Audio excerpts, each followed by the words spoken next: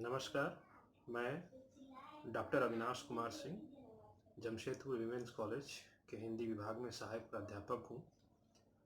आज के इस वीडियो लेक्चर में हम बातचीत करेंगे कथाकार संजीव की कहानी अपराध के विषय में। यह कहानी कोल्हान विश्वविद्यालय और जमशेदपुर विमेंस कॉलेज के स्नातकोत्तर हिंदी पाठ्यक्रम के अंतर्गत प्रश्न पत्र संख्या 10 CC 10 हिंदी उपन्यास एवं कहानी का हिस्सा है। यह वीडियो लेक्चर शुरू करने से पहले मैं उम्मीद करता हूं कि आप सबने ये कहानी पढ़ रखी होगी। अगर नहीं पढ़ी है तो मेरा आग्रह है कि पहले इस वीडियो लेक्चर को आप बंद करें और कहानी पूरी पढ़ें। पढ़ने के बाद इस वीडियो को देखें। यदि संभव न हो तो इस वीडियो को देखने के बाद कहानी को पूरा पढ़ें, फिर से वीडियो को देखें और इसके आधार पर अपनी एक समझ बनाने की कोशिश करें। अपराध सबसे पहले सारिका पत्रिका, जिसका संपादन कमलेश्वर करते थे, और कमलेश्वर जो समानांतर कहानी आंदोलन के प्रवर्तक थे, उनकी पत्रिका सारिका में छपी थी। दरअसल अखिल भारतीय स्तर पर कहानीकारों की एक प्रतियोगिता हुई थी, जिसमें इस कहानी को पहला पुरस्कार दिया गया था। हम जानते हैं कि आज़ादी के बाद जो नई कहानी आंदोलन का दौर चला था, उसमें मध्य वर्ग का दखल ज़्यादा था। मध्यवर्गीय जीवन के संदर्भ आदि उसमें ज़्यादा प्रमुखता से प्रकाशित हो रहे थे, चर्चा में थे, विषय के रूप में वो ज़्यादा ही थे। लेकिन कमलेश्वर ने और उनके समानांतर कहानी आंदोलन ने, आम आदमी की कहानी आंदोलन ने पहली बार आज़ादी के बाद 70 के दशक के आसपास हिंदी कहानी के विषय में और हिंदी कहानी की भाषा में एक पैराडाइम शिफ्ट किया। एक पूर्ण विचलन दिखाई पड़ता है। कहानी मध्य वर्ग से निकल करके आम जनजीवन और श्रमशील वर्ग के साथ जुड़ती चली जाती है। कथाकार संजीव की यह कहानी अपराध भी उसी श्रृंखला में एक मजबूत कहानी के रूप में हमारे सामने आती है। सारिका पत्रिका बहुत बड़ी पत्रिका थी। टाइम्स ऑफ इंडिया ग्रुप इसका प्रकाशन किया करता था, इसलिए आर्थिक रूप से बड़ी मजबूत पत्रिका थी और इसके मानक बहुत ऊंचे थे। तो ऐसी बड़ी पत्रिका में प्रकाशित होना किसी कथाकार के लिए एक उपलब्धि से कम नहीं थी। संजीव ने अपनी इस कहानी में आज़ाद भारत का जो एक विराट जन संघर्ष था, नक्सलबाड़ी आंदोलन, उसको केंद्र में रखा है। उस आंदोलन से उपजी जो एक जन पक्षधर विचारधारा थी, जिसने भारतीय संविधान, भारतीय न्याय व्यवस्था, भारतीय लोकतंत्र, भारतीय ब्यूरोक्रेसी और हमारी जो एकेडमिक संस्कृति है, जो लगभग अनुत्पादक है, उस पर कई गहरे कठोर सवाल, लेकिन जरूरी सवाल खड़े किए थे। इस कहानी को अगर ठीक से समझना है तो हमें 20वीं सदी के उत्तरार्ध के भारतीय इतिहास को समझना होगा।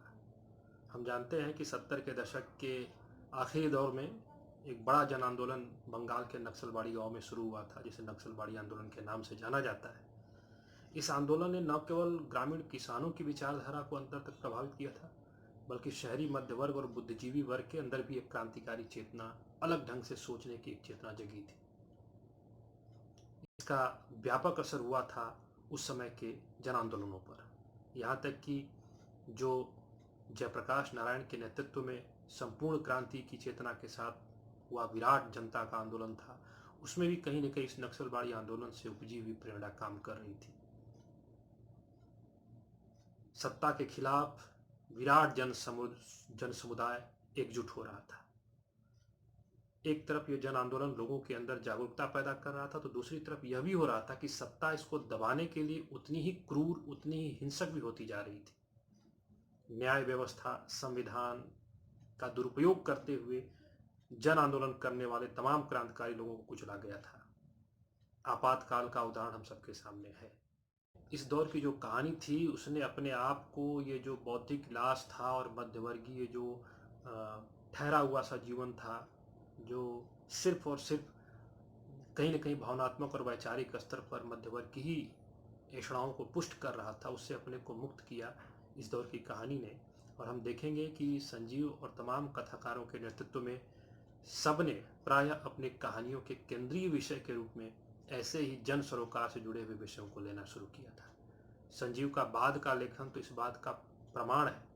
उन्होंने कई ऐसे बड़े उपन्यास लिखे जो चर्चित हुए और जिनमें जन आंदोलन, जन संघर्ष, हाशिए का समाज पूरी शिद्दत के साथ मौजूद है। उनका उपन्यास सावधान, नीचे आग है, धार, जंगल जहाँ शुरू होता है, पांव तले की धूप आदि इसके पुख्ता प्रमाण है। तो कहानी पर बातचीत आगे बढ़ाने के लिए हमें सबसे पहले कहानी की कथा वस्तु के बारे में जानना होगा।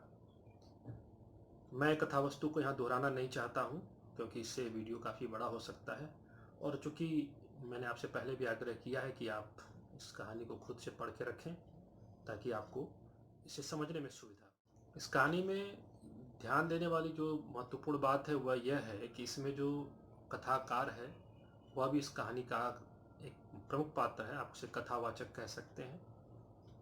वह एक अभिजात्य परिवार से जुड़ा हुआ है, उसके पिता जज हैं, बड़े भाई एसपी हैं, जीजा गृह मंत्रालय के सेक्रेटरी हैं।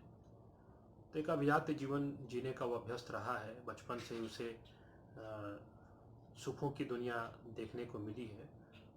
कभी बाहर घूमते समय वो गरीबों के बच्चों को देखता था तो उसे आश्चर्य होता था कि ये लोग दूसरे तरह से क्यों हैं। ये लगभग कथा वैसी ही जैसा हम गौतम बुद्ध के बचपन और किशोरावस्था और युवावस्था की कहानी के बारे में सुन रखे हैं। संजोग ये है कि इस कहानी में भी इस पात्र को चिढ़ाने के लिए, ठिठोली के लिए घर के लोग नए जमाने का सिद्धार्थ भी कहते हैं। कहानीकार जब या कथावाचक जब कलकत्ते के प्रेसिडेंसी कॉलेज में उच्च शिक्षा लेने के लिए जाता है तो वहाँ उसकी मुलाकात सचिन और संघमित्रा से होती है। सचिन से उसकी मित्रता होती है। सचिन के घर जाने के क्रम में वह संघमित्रा से रागात्मक लगाव महसूस करता है। सचिन वैचारिक स्तर पर नक्सलवादी विचारों का समर्थक है और वर्तमान सारी पूंजी व्यवस्था को वो शोषण की व्यवस्था मानता है, उसका हथियार मानता है। सचिन और संघमित्रा के पिता राखाल बाबू टीबी के मरीज हैं, जो कल्याणी सेंटर में जो क्षय रोग केंद्र है वहाँ पर अपना इलाज करा रहे होते हैं। ये कथा वस्तु है, कथा है, इसमें कुछ घटनाएं, कुछ पात्र होने आवश्यक है। सचिन से बातचीत करने के क्रम में उसकी जो क्रांतिकारी विचारधाराएं थी, जो बातें थी, जो वियतनाम, क्यूबा के बारे में वो बात करता था, मार्क्स, लेनिन, माओ, चाओ वगैरह के बारे में बात करता था, वो कथाकार को बहुत प्रभावित करती हैं। वह उनसे भावनात्मक स्तर से जुड़ाव महसूस करता है। इन बौद्धिक बहसों में वो पूरी शिद्दत के साथ शरीक होता है। और घर पे जब ये बातचीत हो रही होती है तो कई बार ऐसा होता है कि संघमित्रा, जो कि सचिन की बहन है, जिसका पुकारू नाम रानी है, वह इस बातचीत में दखल करती है और कहती है कि ये सब चोचली बातें हैं। आदमी अपने वर्गीय चरित्र के अनुसार ही व्यवहार करता है, और जैसे ही उसका वर्ग बदलता है, उसकी भाषा, उसकी प्राथमिकता, उसके चरित्र, उसका व्यवहार, सब कुछ बदल जाता है। इसलिए अगर अपराध को खत्म करना है, समाज को बदलना है, तो आदमी के जिन्स को बदलना होगा। उस समय ये दोनों निरुत्तर हो जाया करते थे। तो ये सिलसिला चलता रहता उनके बीच सामान्य तरीके से कहानी की शुरुआत। और कहानी चूंकि आपने पढ़ी तो आप जानते हैं कि बाद में चल नाटकीय घटनाक्रम होता है। सचिन नक्सलवाड़ी आंदोलन में सक्रिय कार्यकर्ता के रूप में शरीक होता है, जेल में चला जाता है, उसका स्कूल कॉलेज आना बंद होने लगता है। तो ये जब उसे घर पहुंचता है तो उसे लगता है कि वो संघमित्रा से बात करना चाहता है। संघमित्रा उसे इंतजार करने को कहती, लेकिन उसके बाद दोनों की मुलाकात कभी नहीं होती। बाद में पता चलता है कि संघमित्रा भी नक्सली बन चुकी है। संघमित्रा जो जेनेटिक साइंस पे शोध करना चाहती थी, डॉक्टर बनना चाहती थी, वो नक्सलवादी विचारधारा से आकर्षित हो जाती है। इस बात को लेकर के कथावाचक बड़ा परेशान होता है।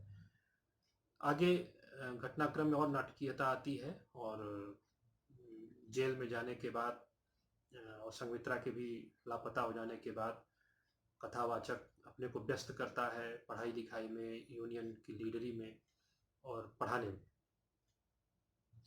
लेकिन इसी बीच उसे पता चलता है कि सचिन गिरफ्तार हो चुका है। वो एक नीरस सा जीवन जी रहा होता है। वो जो यूनियन की लीडरी अपने शौक से, अपनी इच्छा से किया करता था, उसके चालाक जो जज पिता थे वो चाहते थे कि इसको भी भुनाया जाए।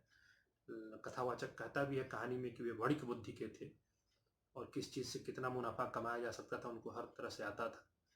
तो उन्होंने छोटे मोटे म्यूनिसिपैलिटी के चुनाव लड़ाए इनको, और इसमें इन्होंने अपनी लोकप्रियता के चलते कथावाचक ने जीत हासिल की। ये चाहते थे कहीं से इनको बड़े पोस्ट के लिए, सांसद या विधायक वगैरह के पोस्ट के लिए लड़ाया जाए, लेकिन कथावाचक इसको समझता है और इससे इनकार कर देता है। पिता इससे विक्षुब्ध होते हैं, लेकिन वो चूंकि पुत्र है इसलिए बहुत कुछ कह नहीं सकते। जज पिता के एक प्रोफेसर मित्र हुआ करते हैं उनसे वो आग्रह करते हैं और वो एक कागज कथावाचक के सामने प्रस्तुत करते हैं कि आप इस पे दस्तखत कर दीजिए। ये जानना चाहते हैं कि ये क्या है, तो वो बताते हैं कि यह इस आशय का कागज है कि आप मेरे निर्देशन में शोध करने जा रहे हैं। तो ये कथावाचक अकस्मात पूछ देता है कि किस विषय पर शोध करना है, तो वो कहता है, उनके शोध निर्देशक कहते हैं कि आपको अपराध विषय पे शोध करना है। कथावाचक इस शब्द को सुनकर के थोड़ा चकित होता है और तुरंत स्वीकृति दे देता है, कहता है कि निश्चित रूप से मैं इस विषय पर शोध करना चाहूँगा। कहानी में ये संकेत यहाँ से जरूर मिलता है कि शायद कथावाचक ये मन में है कि शोध करने के दौरान मैं जब जेलों में जाऊँगा, अपराधियों से मिलूँगा, लोगों से मिलूँगा, तो शायद अपने खोए मित्र सचिन को पा सकूँगा और उससे भी बढ़ कर के संघमित्रा से मुलाकात हो सकेगी। इसका पता ही नहीं चला जिसने उसको इंतजार करने के लिए बोला और लौटी नहीं। तो इस तरह से कथावाचक शोध करने के लिए प्रवृत्त होता है। शोध करने की प्रक्रिया के दौरान वो कई ऐसे यथार्थ से मुखातिब होता है जिससे उसकी धारणा पर गहरी चोट पड़ती है। अपराध की जो परिभाषा हमारे संविधान में दी गई है, हमारी दंड संहिता में दी गई है, और जो यथार्थ है हमारे समाज का, हमारी जेलों का, हमारी पुलिसिंग का, स्वयं बुद्धिजीवी लोगों का, न्याय के दंडाधिकारियों का, साहित्यकारों का, उन सभी को वो धीरे धीरे अपराधी ही पाना शुरू करता है और तथा अपने को भी अपराधी पाता है। सचिन को भी फांसी हो जाती है। हालांकि सचिन के पिता राखाल बाबू 2-3 बार इसे निवेदन कर चुके थे कथावाचक से कि आपकी जो पैरवी है भाई और पिता के जज और पुलिस अधिकारी होने के रूप में, आप उनसे पैरवी कर करके मेरे बच्चे को छुड़वा दीजिए। ये प्रयास भी करते हैं, लेकिन सचिन की रिहाई नहीं हो पाती है, अंततः उसे फांसी की सजा होती है। सचिन से उसे पता चलता है कि संघमित्रा के साथ शारीरिक बर्बरता करके उसकी हत्या काफी पहले कर दी गई थी पुलिस द्वारा। यहाँ से कथाकार टूट जाता है। हालांकि ठीक उसी समय उसके शोध की फाइल भी लगभग पूर्ण हो चुकी होती है। उसके सामने जीवन की दो राह हैं। वो लौट रहा है ट्रेन से। कहानी यहाँ से फ्लैशबैक से वापस अपनी जगह पे आ जाती है। एक्चुअली ट्रेन में यात्रा करते ही वो कथाकार फ्लैशबैक में पूर्व दीप्ति शैली में इस कहानी को कह रहा है। तो यहाँ से वो फिर अपने वर्तमान में आता है कथाकार, और उसे लगता है कि अब इस दो राहों में मुझे कहाँ जाना है। या तो मुझे शोध पूरा करके अपने जीवन को सुकून भरा बना लेना है, या फिर जो मेरे जीवन का सबसे खाली पक्ष है, जहाँ मैं चूक गया, जहाँ मनुष्य के रूप में मेरी उपलब्धि नहीं रह पाती, संघमित्रा का खो जाना, सचिन का खो जाना, राखाल बाबू का बच्चों को छुड़ा लेने की उम्मीद लिए ही मर जाना, कहीं न कहीं इसे कचोट रही होती है। तो लौटते समय ट्रेन की खिड़की से वो गंगा में अपनी पूरी की पूरी थीसिस की फाइल फेंक देता है, और जब स्टेशन पर पहुंचता है तो देखता है कि उसके शोध निर्देशक और उसकी माताजी दोनों उसकी प्रतीक्षा कर रही हैं। ठीक इसी समय कथाकार यह भी सोचता है कि यही दोनों लोग हैं जिनको ये उम्मीद है, जिनके हृदय में ये उम्मीद है कि मैं एक सुकून भरा और सामान्य सा जीवन बिताने वाला हूँ। और उसी समय वो ज्योतिषी की वो बात याद करता है जिसमें ज्योतिषी ने कथावाचक के संबंध में उसके परिवार से कहा था, इस लड़के की मौत पानी में डूबने से होगी। कथावाचक बड़ा ही प्रतीकात्मक तरीके से थीसिस को फेंक देने से और लड़के की मौत यानी अपनी मौत से जोड़ करके प्रस्तुत करता है। और यहाँ से कहानी अंत तो हो जाती है, लेकिन मेरा अपना मानना है कि जहाँ पर ये अंत घटित होता है, कहानी वहीं से अनंत संभावनाओं के रास्ते खोल देती है। जैसा कि हमने पहले चर्चा की कि यह कहानी आज़ाद भारत का जो सामाजिक, आर्थिक और न्यायिक पक्ष है, यहाँ तक कि जो वर्गीय पक्ष है, उसके भी अंतर विरोधों को उजागर करती है। ये अंतर विरोध इतने मानीखेज होते हैं, इतने महत्वपूर्ण होते हैं कि ये विमर्श की सारी दिशा को ही बदल के रख देते हैं। देश हमारा आज़ाद हुआ इसलिए कि जो अंग्रेज़ों के समय में हमें अन्याय झेलना पड़ रहा है, उससे मुक्ति का रास्ता आज़ाद भारत में मिलेगा।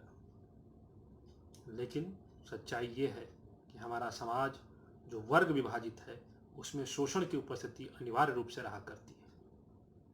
जो उच्च वर्ग है, जो अभिजात्य वर्ग है, वो अपनी सुविधा के लिए एक पदानुक्रम, एक हायरार्की, एक प्रोटोकॉल बना के रखता है। और न्याय व्यवस्था से लेकर के ब्यूरोक्रेसी तक उस प्रोटोकॉल को बचाए रखने का उपक्रम करती हैं, उसका हथियार बनती रहती है। आम जनता जब न्याय की अपेक्षा करती है न्याय व्यवस्था से, तो न्याय भी अपने को किस तरह से स्केप कर लेता है अपनी जवाबदेही से, इसका बड़ा अच्छा उदाहरण हमें दिखाई पड़ता है इस कहानी में। जब कथावाचक अपने पिता, जज पिता से अनुरोध करता है कि उसके मित्र सचिन को सजा न हो, ऐसा कुछ उपाय आप करें, तो उसके पिता जो तर्क देते हैं वो बड़ा ही चालाक तर्क है न्याय व्यवस्था को अप्रासंगिक सिद्ध कर देने के लिए, क्योंकि यह निर्णय उन्हीं को करना था, उन्हीं की कोर्ट में। तो पिता जो न्याय के संबंध में तर्क देते हैं वह देखने योग्य है। मैं उसे पढ़ना चाहूंगा। पिता कहते हैं, बेटे, हम जिसे न्याय कहते हैं वह तथ्य सापेक्ष है, सत्य सापेक्ष नहीं है। तथ्य का प्रमाण स्वयं में सामर्थ्य सापेक्ष है, अतः निर्णय लचीला होता है। हमारा तो यूं जान लो बस एक दायरा होता है, पुलिस एफआईआर प्रस्तुत करती है, चार्जशीट पेश करती है, गवाह होते हैं, अपराध के सबूत, अभियुक्त की सफाई का दौर आता है, वकील होते हैं, कानून की किताबें होती हैं। इन सब में परत दर परत जो निष्कर्ष छन छन कर आता है वही निर्णय तो हम दे सकते हैं। और फिर तुम जिसकी सिफारिश करने आए हो उसका तो मुकाबला ही सत्ता से है जो हमेशा न्यायपालिका पर हावी रहती है।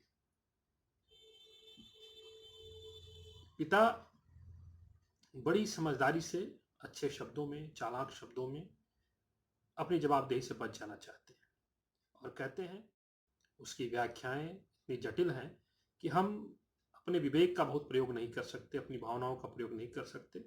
बहसें होती हैं और उसके अंदर से जो निष्कर्ष निकल के आता है उसी के आधार पर हम निर्णय देते हैं। हालांकि इस पर कथावाचक पिता को कोसता है, कहता है कि आपकी न्याय व्यवस्था बांझ है। पिता इस पर निरुत्तर रह जाते हैं, लेकिन इसका कोई असर नहीं होता। सचिन को सजा हो ही जाती है, सचिन जेल में होता है, पेचीदा है कथावाचक के सामने। कथावाचक जेल में जाता है अपने मित्र सचिन से मिलने के लिए शोध के दौरान, तो उससे एक शोधार्थी के रूप में ही सवाल करता है। वो सवाल बड़ा महत्वपूर्ण है, इसे सुना जाए। सवाल करता है कि लोग व्यक्तिगत स्वार्थ के लिए अत्याचार के खिलाफ अस्त्र उठाते हैं, तुम लोग सामूहिक स्वार्थ और एक्सप्लॉयटेशन के खिलाफ, मगर करते तो तुम भी अपराधी। क्या हिंसा से हिंसा को और नफरत से नफरत को दबाया जा सकता है? सचिन इस सवाल का जवाब नहीं देता, बल्कि उपहास करता है। और उपहास करने से जब कथावाचक आहत होता है तो उसकी थीसिस की फाइल अपने हाथ में लेता, उसे देखता, उसकी तारीफ करता है। तारीफ करने के साथ साथ जो वो वक्तव्य देता है वो न्याय व्यवस्था की कलई खोल के रख देता है, अपराध को परिभाषित करता है। क्या कहता है सचिन, इसे देखा जाए। तो तुमने इतने विभिन्न प्रकार के अपराधियों और कैदियों का अध्ययन किया है, वाह। और यह दार्शनिक पक्ष, टैपेन, रेकबेस, मारिस, टैफ्ट, कोल्डराइन, प्लेटो, कमाल है। इतने सारे आंकड़े, graphs, comparative and relative analysis, survey, jail में मिले इन लोगों से। तो तुमने इतने कैदियों का अपमान किया है। अब इस बात के बाद वो उसको जोड़ता है, कहता है कि तो तुमने इतने कैदियों का अपमान किया है और इस अपमान को भुनाकर तुम सम्मानित होना चाहते हो। इसीलिए यह दलाली और सवालों के चोचले। तुम्हारी नियत अपराध मिटाने की नहीं, उस पर फलने फूलने की है। Isn't totally inhuman to enjoy and cash a prisoner's tragedy? Isn't most heinous crime? I ask, I won't allow you. अब ये एक मारक सवाल था। क्या हमारा अकादमिक शोध जो अपराध पर या किसी भी विषय पर केंद्रित है, क्या वो सामाजिक परिवर्तन में कोई भूमिका निभा रहा है? हमारी अकादमिक संस्कृति क्या हमारे समाज में जो मूल समस्याएं हैं उनको कहीं से भी डील कर पा रही है, उनके समाधान कोई रास्ता सुझा पा रही है? निश्चित रूप से हमारा समाज और हमारी पढ़ाई लिखाई एक दूसरे से बिल्कुल अलग अलग रास्ते पे चल रहे। हमारे शोध का, हमारे ज्ञान का कोई सदुपयोग समस्या के समाधान में नहीं हो पा रहा है। कथावाचक चूंकि शोधार्थी है, शोध करने के दौरान पिता उसके जज हैं, भाई पुलिस अधिकारी है, उसको ये सहूलियत है कि वो जेलों में चला जाए, कैदियों से मिल सके, बातचीत कर सके। लेकिन सिर्फ बातचीत करने के बाद भी सिर्फ बौद्धिक विमर्श के अलावा, संवेदनात्मक लगाव के अलावा उनके जीवन में परिवर्तन के लिए कुछ नहीं कर सकता। से कोई भूमिका वहां पर नहीं। इसलिए यह कहानी अपराध के कटघरे को, अपराध के वृत्त को फैलाती चली जा रही। हर वो व्यक्ति अपराधी दिख रहा है जो समाज में पीड़ितों के हालात में परिवर्तन करने के लिए कोई सकारात्मक भूमिका नहीं निभा। राजनीतिक विचारधारा इन तरह के सवालों से डील करने में असफल है। वामपंथ, जिसे भारत में काफी लोकप्रियता हासिल हुई थी, मार्क्स का सिद्धांत, लेनिन का सिद्धांत, वह भी अब अंतर्विरोधों से घिरा हुआ है। बाद के मार्क्सवादियों ने वामपंथ को एक रोमानी बौद्धिक प्रलाप के रूप में ही दिया, उसे सकारात्मक रूप से बदलने में कोई भूमिका नहीं निभाई। सत्ता प्राप्त होते ही वामपंथ का भी वही चरित्र हो जाता है जो गैर वामपंथी सोच वाले लोगों का होता है। सत्ता का चरित्र ही अलग होता है। और ये बात कहानी की शुरुआत में ही संघमित्रा सचिन और कथावाचक दोनों से कहती है। जब दोनों आपस में विमर्श कर रहे होते हैं माओ, चाओ, लेनिन वगैरह पे, तो आकर के वो दोनों को टोकती है और कहती है कि सत्ता पा जाने पर तुम भी वैसे ही ढल जाओगे। जे जाय लौका से ही होए रावण। देखती हूं बड़े आए हो खूनी क्रांति करने वाले, समाज और व्यवस्था को बदलने वाले, डिस्पैरिटी मिटाने वाले। अरे मैं कहती हूं चूल्हे में डालो मार्क्स, लेनिन, माओ, चाओ को। आदमी अपनी प्रवृत्ति से ही हिंसक होता है। अपराध प्रवृत्ति खत्म करनी है तो जीन्स बदल डालो। जीन्स यानी आदमी की नस्ल को बदलना होगा। अपनी नस्ल से लाचार है आदमी, अपने से छोटी जाति खोजता ही रहता है, अपने से कमजोर पक्ष खोजता ही रहता है, ताकि उसका जो एक मनुष्य होने के नाते ईगो है वह संतुष्ट होता रहे।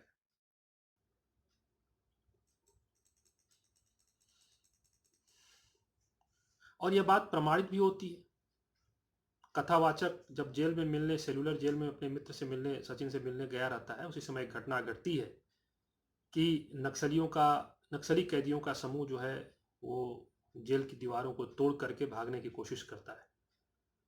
कई दीवारों को तोड़ने के बाद एक फाटक ही बचा रह जाता है, जिसे तोड़ने का प्रयास वे कर ही रहे थे कि जो गैर नक्सली कैदी हैं उनको ये छूट दे दी जाती है जेल प्रशासन द्वारा कि वे हरवे हथियार के साथ नक्सलियों पर हमला करें। कैदियों ने कैदियों पर ही हमला किया। यहां पर सवाल बड़ा पेचीदा होता है। कथाकार समझ नहीं पाता कि इसमें सत्य क्या है, असत्य क्या है, और कहीं ऐसा तो नहीं कि हम किसी अर्ध सत्य के आसपास लटके हुए हैं। वो कहता है, बचपन में यदा कदा दूर से काली मंदिर की पाठशालाओं को देखा करता था, जहां गुरुजी लड़कों से ही श्रेष्ठ हुआ करते थे, और यहाँ चोर, डाकू, व्यभिचारी, सजा याफ्ता कैदी बुद्धिजीवी नक्सलियों को पीट रहे थे। मुझे अपराध और अपराधी का वृत्त फैलता सा लगा। यह कहने की जरूरत नहीं है कि अपराध और अपराधी का वृत्त तो फैला ही है अपने देश में, साथ ही साथ इसकी शाखाओं में भी शाखाएं निकली हैं और जड़ों से भी जड़ें निकली हैं। यह एक बहुस्तरीय जाल है जिसका सिरा कहीं भी ढूंढिए तो मिलता ही नहीं। हमारे देश के कानून ने इतनी परतदार व्याख्याएं छोड़ रखी हैं कि अक्सर यह होता है कि चमड़े और मांस की रखवाली का दायित्व कुत्ते को दे दिया जाता है, या मासूम चिड़ियों की रखवाली, मासूम चिड़ियों को भोजन कराने का दायित्व खूंखार गिद्ध को दे दिया जाता है। यह विडंबना हमारे समय की। पुलिस परिवार से है और पुलिस जीवन को उसने काफी करीब से देखा है। इसलिए एक बार जब उसके बड़े भाई की प्रोन्नति हुई रहती है और उन्होंने एक पार्टी दे रखी होती है जिसमें तमाम पुलिस अधिकारी आए हुए रहते हैं, आला अधिकारी वगैरह, उसमें बातचीत के दौरान एक पुलिस अधिकारी से वो कहता है कि हमारे जो थाने हैं, हमारे जो पुलिस के स्टेशन हैं, दरअसल वे ही अपराध के ब्रीडिंग स्टेशन है। यहीं से अपराध फलता फूलता है। इनके जो व्यवहार है, इनके जो आचरण है, कानून की रक्षक होने के एक सुखाधिकार के आधार पे वे कुछ भी अत्याचार कैदियों के साथ, पीड़ितों के साथ करने को स्वतंत्र रहते हैं। और ये बात स्वीकार करता है एक पुलिस इंस्पेक्टर जो शराब के नशे में था, लेकिन नशे में से उसने सत्य बात कही। उसे आप अपनी कहानी में देख सकते हैं, पढ़ सकते हैं। मैं उसको आपके लिए दोबारा पढ़ देता हूं। कहता है, अरे साहब, सत्ता के इस थोड़े से सुख में हमने अपना क्या क्या नहीं गंवाया। जाति, धर्म, ईमान, सभ्यता, संस्कृति कहने को तो अपने थाने के सामने हमने भी लिखकर टंगवा दिया है। हम आपके सेवक हैं, हमारे योग्य कोई सेवा, मगर सेवक की विनम्रता से काम करें तो हो गई छुट्टी। हमें ऑड, र्यूड, क्रूड बनकर स्लैंग लैंग्वेजेज इस्तेमाल करनी पड़ती है, जल्लाद की तरफ पेश आना पड़ता है। इसलिए एक अलग ही डिक्शनरी होती है हमारी, एक अलग ही आचार संहिता होती है, और अलग ही चरित्र होता है हमारा। सब कुछ अलिखित पर व्यावहारिक, अलिखित पर व्यावहारिक। सवाल यहीं पे खड़ा होता है कि ये जो अलिखित और तथाकथित व्यावहारिक आचार संहिता है, इसके नियामक और निर्धारक कौन लोग हैं? कौन ये छूट देता है? कौन सी विभाजक रेखा है जो ये तय करती है कि इस व्यक्ति के साथ इस तरह का दुर्व्यवहार करने का, आचरण करने का अधिकार इनको दिया जाता है? क्या लोकतंत्र में कानून की दुहाई देकर किसी को किसी के शोषण का अधिकार दिया जा सकता है? और अगर वो शोषण कर रहा है तो क्या वो अपराधी नहीं है? लेखक यहाँ पर भी एक विभ्रम का शिकार होता है और अपराध का जो एक सवाल है जो अपने शोध के दौरान सुलझाने की कोशिश कर रहा है, वो और उलझती चली जाती है। अपराधियों के लक्षण पहचानने की कोशिश में कथावाचक जब जेल में भ्रमण कर रहा होता है तो वो बड़ा निराश होता है। वो कहता है कि ये जो सफेद धोती, हाफ कमीज, टखनों तक का पायजामा पहने हुए लोग हैं, मेरी पारदर्शनी नजर इनमें अपराध के चिन्ह ढूंढने में असफल हो रही है। यह सवाल बराबर कोसता रहा है कि आखिर कौन सी मजबूरी है कि लोग अपराध में प्रवृत्त हो जाते हैं, और वह कौन सी विभाजन रेखा है जिसके तहत ये शिनाख्त किए जा सकते हैं। सारा मामला सरसों में भूत जैसा विरोधाभासों से ग्रस्त था। नारी निकेतन, बाल अपराध सुधार गृह और रिफॉर्मेटरीज के सिद्धांतों और आचरणों में गहरी खाई थी। कैदियों के नाम पर मिलने वाला राशन खाते हुए जेल के कर्मचारी के भेंट बनकर कर राज करते हुए धाकड़ दादा कैदी, उसके तथा जेल के जर खरीद गुलाम बने रिश्ते और पिसते हुए पिद्दी कैदी, वही वर्ग विभाजन, जेल की बदसूरत ऊंची प्राचीरों में घुटकर रह जाने वाली यातनाओं की चीखें और अलमारियों में करीने से सजी पर जाले की जंजीरों में बधी जेल मैनुअल की पोथी। वह सेलुलर जेल मुझे मकड़ी के जाले जैसा लगा। रेसे रेसे में आ बिधे थे इंसान और बीच में मकड़ी के स्थान पर खड़ा था कंट्रोलिंग टावर।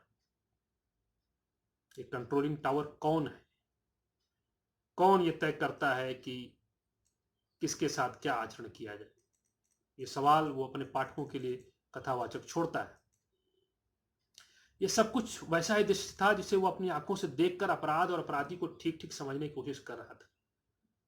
यहां भी उत्तर न मिलने के बाद कथावाचक का चरित्र दुनिया भर के चिंतकों के सूत्र वाक्यों में तलाशने की कोशिश करता है, क्योंकि हम जानते हैं कि वो शोध कर रहा है। इसलिए उसने कोशिश की कि अगर हमारे जो दार्शनिक रहे हैं दुनिया भर के, उन्होंने अपराध को किस रूप में परिभाषित किया है, लेकिन वो क्या सोचता है। अनाक्सिमेंडर काल्ड्रान के अनुसार क्या यही मान लेना होगा कि मनुष्य का सबसे बड़ा अपराध यही है कि जन्मा होने मात्र से वह दूसरे के अस्तित्व में बाधक है? प्लेटो ने यहां तक कहा है कि अपराध भी प्रतिभा संपन्न व्यक्ति ही कर सकते हैं। डार्विन की थ्योरी ऑफ इवोल्यूशन में जिंदा रहने के लिए सबलों समर्थों का निर्बलों असमर्थों पर यही अपराध भरा संघर्ष नहीं है। हेगेल ने भी क्या संक्रमण और संघात के इसी नायकत्व को नहीं स्वीकारा? मार्क्स की वस्तु और क्रियाओं के घात प्रतिघात की बात में इसी संघर्ष का दूसरा रूप नहीं है? और आगे बढ़ने की दौड़ में कौन देखने जाता है कि कौन कुचला गया? ये उद्धरण पढ़ने के बाद एक बात तो स्पष्ट हो गई कि कथाकार किसी खास विचारधारा को अपनी प्रेरणा स्रोत के रूप में नहीं देख रहा है। वो सारी विचारधाराओं, सारी दार्शनिक प्रतिपत्तियों का पोस्टमार्टम करता है और कहता है कि ये दार्शनिक प्रतिपत्तियां कहीं न कहीं अपराध को गलत ढंग से परिभाषित करने की कोशिश कर रही हैं। अपराध की कोई निरपेक्ष परिभाषा नहीं हो सकती। अपराध को रोकने के लिए जिन्हें अधिकारी बनाया गया है, वे भी अपराध के पोषक हो सकते हैं। यह अक्सर संभव होता है। कथावाचक कहानी के लगभग उठान के समय इन निष्कर्षों की ओर पहुंचता है। कहने को तो भारत को एक बहुजातीय राष्ट्र कहा जाता है, मल्टीनेशनल पैक्ट्रिया, जहां पर अलग अलग धर्म के, जाति के, मान्यता के, आस्था के लोग रह सकते हैं, अपना विवेक, अपनी बुद्धि, अपनी सम्मति का प्रयोग कर सकते हैं। असहमति का भी स्थान लोकतंत्र में होता है, लेकिन हमारा संविधान, हमारी दंड संहिता सारी असहमतियों को एक ही डंडे से हाँकना जानती है। इस बहुजातीय राष्ट्र की प्रासंगिकता या चरितार्थता तभी संभव है जब सापेक्ष संदर्भों को देखा जाए। हमारा कानून अंधा कानून है, एक ही तरीके से सबको हाँकता है। इसलिए बहुजातीय राष्ट्र की बात बेमानी है, और बहुजातीय राष्ट्र के आड़ में कहीं न कहीं ये राष्ट्र राज्य का समर्थन करती दिखती है, क्योंकि राष्ट्र राज्य में भी जिस तरीके से भाषा, वस्त्र, संस्कृति, सोच आदि को लेकर के एक खास तरह का सेंसरशिप हुआ करता है, एक खास तरह के तयशुदा आचार संहिताएं हुआ करती हैं, वही यहाँ के भारत में भी लागू होती है व्यवहारिक स्तर पे। आपकी विविधताओं के बावजूद, आपकी असहमतियों के बावजूद आपका कानून, हमारा संविधान आपको कहीं ना कहीं अपराधी के रूप में देखने लगता है। कि ये जो कहानी है वो अपराध शीर्षक का ताना बाना तो लेकर के चलती है, लेकिन इसके इर्द गिर्द जो गहरे मानवीय सवाल हैं उनसे भी दो चार होती है।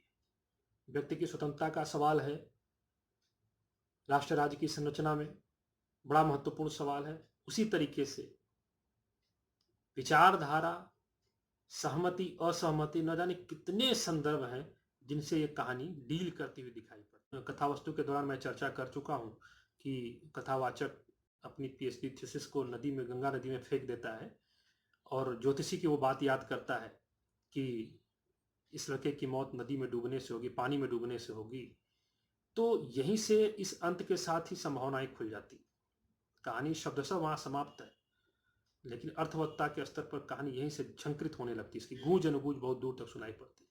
तो एक अंत तो इसका हम संभावित अंत ये समझ सकते हैं, या एक संभावना जो दिखती है कि हो सकता है कि कथावाचक अपने जीवन में नैराश्य का शिकार हो गया है। वो इतना ज़्यादा अवसादग्रस्त हो चुका है कि सच में वो पानी में कूद करके अपनी जान दे दे, क्योंकि इसकी कुछ वजहें भी हो सकती हैं, वैध वजहें दिखाई पड़ रही हैं। कहानी में वो ताना बना बुना गया है। उसका परम मित्र सचिन उसके शोध ग्रंथ को नाकाफी कह चुका है, उसको कह चुका कि ये हीनियस क्राइम है, अन्य क्राइम की अपेक्षा ज्यादा जघन्य अपराध है। उसके जीवन, उसके भावनात्मक लगाव का एक जो आधार स्तंभ थी संघमित्रा, उसकी निर्मम हत्या हो चुकी है। और उसका जो साहित्यकार और भावुक व्यक्तित्व है, बहुत संभव है कि अवसादग्रस्त होकर आत्महत्या की ओर प्रवृत्त हो जाए। इसकी संभावनाएं हैं, क्योंकि सचिन और संघमित्रा दोनों से जब उसकी मुलाकात हुई तो दोनों उसके इस साहित्यिक रुझान को थोड़ा व्यंग्य की दृष्टि से देखा करते थे। सचिन क्या कहता था, उसे पढ़ते हैं। सचिन कहता था ये जो भावुकता है वो चेतना का अपव्यय है, डिस्ट्रैक्शन है। ये लफाज, कामचोर, माटी के शेर, क्रांति का साहित्य लिखने वाले, इन लोगों को फील्ड में ले जाया जाए तो पेशाब कर दे। इन सबों को खेतों और फैक्ट्रियों में लगा देना चाहिए। वही संघमित्रा और ज्यादा क्रूर तरीके से बोलती है। वो कहती है कि तुम्हारे जैसे 90% साहित्यकार घोर कामी, सुविधावादी और भ्रष्ट होते हैं। तुम तो विभीषण हो इस दल में, बन सकोगे मुकुंदास। छेड़े दाऊ बोंगो नारी, आर पोड़ो ना रेशमी चूड़ी, यू आर पेटी बुर्जुआ। तो पेटी बुर्जुआ शब्द उसकी साहित्यिक अभिरुचि के लिए संबोधित किया जाता है। तो ये सारी चीजें एक तरह से कहीं ना कहीं कथावाचक को नैराश्य और अवसाद की स्थिति में ले जाने की ओर प्रवृत्त दिखाई पड़ती हैं। और बहुत संभव है कि पानी में डूबने वाला जो संदर्भ है, डूब के मरने वाला जो संदर्भ है, कथावाचक इसको चरितार्थ भी करता। लेकिन साहित्य हमेशा उम्मीदों का संसार होता है, उम्मीदों की रचना करता है। हर निराशा के पीछे उम्मीद की किरण बचा लेने का काम साहित्य करता है। इसलिए हम दूसरी संभावना की तरफ जाते हैं। दूसरी संभावना क्या बनती है कि कथावाचक अपने अब तक के वर्गीय चरित्र से मुक्त हो जाए। जिस उच्च वर्ग से वो है, जिस अभिजात वर्ग से रहा है, और जिसके चलते वो यथास्थितिवाद का शिकार है, जिसके चलते वो चाह करके भी बहुत सारी चीजों में सक्रिय रूप से सामने नहीं आ सकता, उससे उस अपने को मुक्त कर ले और वर्गांतरण की इस प्रक्रिया में वो वर्गच्युत हो जाए, डी क्लास हो जाए, अपने को अपने उच्च वर्ग से निम्न वर्ग तक ले आए। और डी क्लास होना आसान नहीं है, आसान नहीं है। इसीलिए कहानी में सारे जो अंतर संघर्ष दिखाए गए हैं, कहीं ना कहीं कथावाचक के सामने एक वैध कारण के रूप में उपस्थित हो रहे हैं, वो अपने को डी क्लास कर ले। साथ ही साथ यह भी देखना होगा कि चूंकि उसकी वजह से, जैसा वो मानता है, उसकी वजह से सचिन जीवित नहीं रहा, फांसी को चढ़ा, उसकी वजह से संघमित्रा के साथ ये जघन्यता हुई, और उसी की वजह से सचिन और संघमित्रा के पिता राखाल बाबू बेमौत मारे जाते हैं। तो इन सभी चीजों का वो अपने को अपराधी मानता है। तो अपने इस असफलता का, वर्गीय चरित्र के दबाव के चलते जो उसकी असफलता एक मनुष्य के रूप में, उसका तर्पण वो करना चाहे, और वो तर्पण था उस थीसिस को फेंक देना, जिसमें उसके सुखद और सुनहरे भविष्य की संभावनाएं दिखाई पड़ रही थी, मौजूद थी। उसका त्याग करके एक कष्ट भरा जीवन, चुनौतियों भरा जीवन, संघर्ष भरा जीवन वो स्वीकार करे, और कहीं ना कहीं वो संघमित्रा के प्रति उसका स्नेह है उसको जीवन भर संजोए रखने की चेष्टा करता रहे। और हम याद करें कि एक जगह कथावाचक कहता भी है कि रानी ठीक ही कहती थी कि हमें आदमी की जिन्स बदलनी होगी। यहाँ पर वो संघमित्रा शब्द का प्रयोग नहीं करता, रानी शब्द का प्रयोग करता है। तो रानी उसके लिए वो भावनात्मक संबल है, भावनात्मक आधार है जिसके लिए वो आगे जीवित रहे और व्यवस्था के सामने एक चुनौती बनकर के, एक सवाल बनकर के खड़ा हो और अपने उस वर्गीय संस्कार से मुक्त हो सके। अब रही बात कथाकार संजीव के किस्सा गोई की, तो आप ये देखेंगे कि एक बाहर से शुष्क और नीरस लगने वाले विषय में कथारस उन्होंने बरकरार रखा है। ये बहुत बड़ी बात है, जिसमें भावनात्मक पुट की गुंजाइश कम होती है।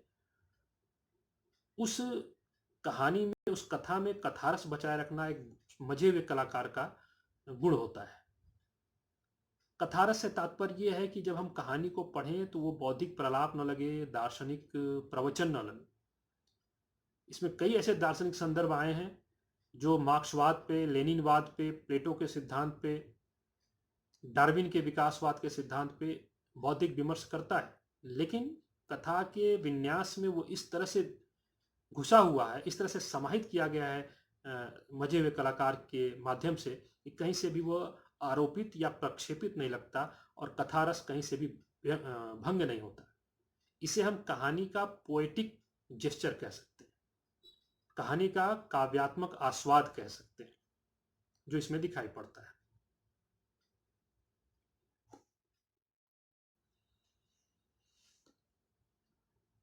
कथा भाषा के संदर्भ में देखें तो संजीव ने यहां भी एक प्रतिमान स्थापित किया है। जहां कहीं आवश्यक हुआ है, खास करके जहां बौद्धिक विमर्श की गुंजाइश है, वहां पर उन्होंने अगर भाषा में कुछ छूट लेने की जरूरत पड़ी है तो ली है। बांग्ला के बहुत सारे शब्दों का, बांग्ला के पूरे पूरे वाक्यों का प्रयोग किया है, अंग्रेजी के कई वाक्यों का प्रयोग किया है। तो एक तरफ तो यह भाषा 80 के दशक का जो बौद्धिक वर्ग है, मध्य वर्ग है, जिसने भाषा के स्तर पे काफी महारत हासिल कर ली थी, जो एक साथ कई भाषाओं का जानकार था, उसके यथार्थ को भी प्रस्तुत करती है। और दूसरी तरफ कलात्मक स्तर पर देखें तो जहां पर जिस भाषा में संप्रेषण अधिक प्रभावपूर्ण हो सकता है, कथाकार ने उसकी योजना की है, उसका विन्यास किया है। जब वो अंग्रेजी शब्द सुनता है अपने शोध निर्देशक से, जब वो कहते हैं तुम्हें क्राइम पर शोध करना है, तो वो अंग्रेजी का यह शब्द सुन करके उसका जो ख्याल आता है, उसको मैं पढ़ना चाहता हूँ। वो कहता है कि न जाने क्यों अंग्रेजी का यह शब्द सुनते ही बहेलिये द्वारा मिथुन युगल क्रोंच को मारने की दर्दनाक और दहशत भरी आवाज कानों में गूंज उठती है, जैसे परिंदों के शोर से जंगल गूंज उठा हो और टप टप ताजा रक्त टपक रहा। यह अंग्रेजी शब्द दरअसल औपनिवेशिक क्रूर संस्कृति की ध्वनि पैदा कर रही है। अंग्रेजों ने भारत में ऐसे कानून बनाए जो भारतीय संदर्भों के बिल्कुल उल्टे थे और कहीं न कहीं औपनिवेशिक मानकों पर, ब्रिटिश मानकों के अनुसार थे। हमारे आजाद देश में न केवल अंग्रेजी रह गई, बल्कि अंग्रेजी के साथ साथ वो औपनिवेशिक संस्कृति, वही दंड संहिता, वही न्याय प्रणाली भी आगे चलती चली है। आज भी आम आदमी को पुलिस से को देख करके भय लगता है। पुलिस कभी भी आम आदमी के हृदय में नहीं बस पाई, इसलिए क्योंकि ये अनुभव हमारा जो है वो औपनिवेशिक रहा है। हमारे अवचेतन में पुलिस को लेकर के एक औपनिवेशिक अनुभव है, और वो अनुभव ये है कि ब्रिटिश पुलिस ने भारतीय लोगों के साथ हमेशा जघन्यताएं ही की हैं, क्रूरताएं ही की। इसलिए अंग्रेजी कानूनी शब्दावली, अंग्रेजी का आचरण, अंग्रेजी का व्यवहार कहीं न कहीं कथाकार को अंदर तक सोचने के लिए विवश कर देता है, और अपनी भाषा में इन शब्दों का, अगर इस भाषा के शब्दों का प्रयोग किया है तो कहीं न कहीं उपनिवेशवाद के प्रतिवाद में किया है। उसी अंग्रेजी का प्रयोग जब वो कहता है एजेंट मोर हीनियस क्राइम, क्या यह ज्यादा जघन्य अपराध नहीं है, सचिन कहता है, तो वो भी अंग्रेजी का प्रयोग कर रहा है, लेकिन यह उपनिवेशिक संस्कृति के खिलाफ कर रहा है। तो इस प्रकार हम देख सकते हैं कि कथाकार संजीव ने अंतर्वस्तु से लेकर के भाषा शिल्प सभी में एक सदे हुए शिल्पकार की तरह अपनी लेखनी चलाई है। मुक्तिबोध ने कहा था कि भाववादी शिल्प में यथार्थवादी दृष्टिकोण और यथार्थवादी शिल्प में भाववादी दृष्टिकोण प्रकट किया जा सकता है। तो यहाँ पर इन दोनों ही वस्तुओं का संश्लेष हमें दिखाई पड़ता है। कथा में बौद्धिक विमर्श है, कई जगह भावनाओं के पुट हैं और उन सबको प्रकट करने के लिए एक सजी हुई सशक्त भाषा है। उम्मीद करता हूं कि यह पाठ आपको बेहतर समझ में आया।